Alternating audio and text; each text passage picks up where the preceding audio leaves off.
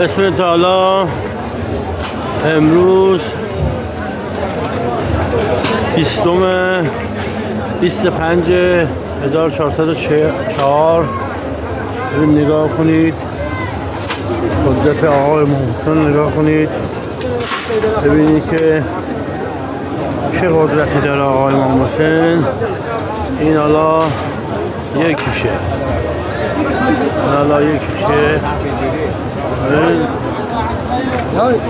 جمعیت هم جمعیتی که ماشاءالله تمام مکبا خوره، تمام اینا که غذا میدن خوره، اکثرا غذا میدن، مقال ما شاورما میدن، کباب میدن، اینا همش مال دستگاه امام حسین.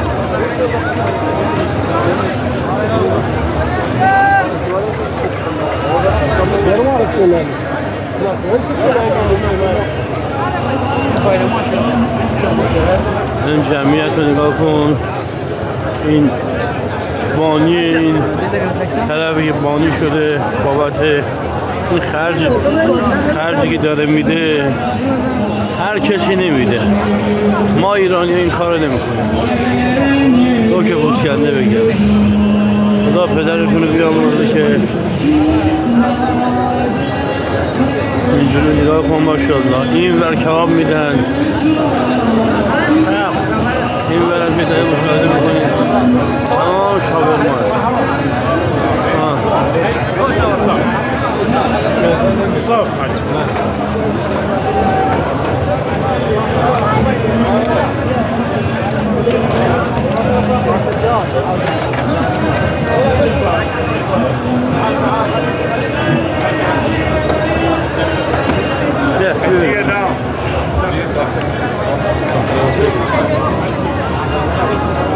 اینجا مال خانوم هاست، صف بایستدن. یا الله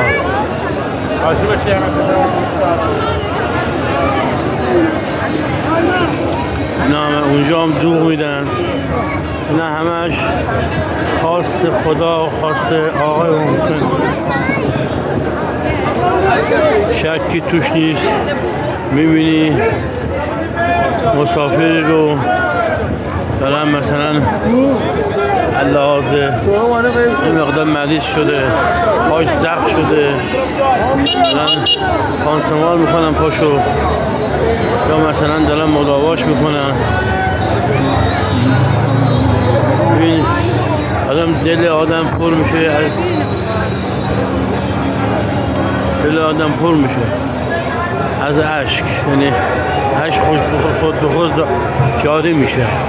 داره میریم همینجوری بین الحرمه، از یه بین الحرمه، اینم مکب ما بود، ما هستش همینجوری داریم بین الحرمه. ماشاءالله چه این ور چه اون ور.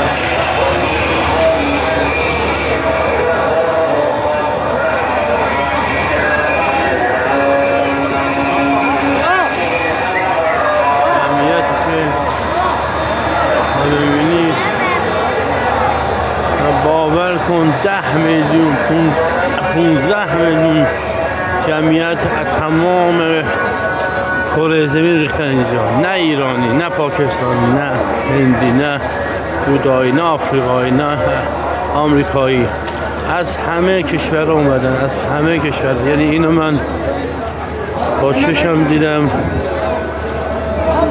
از تمام کشورها اینجا اومدن که واسه زیارت.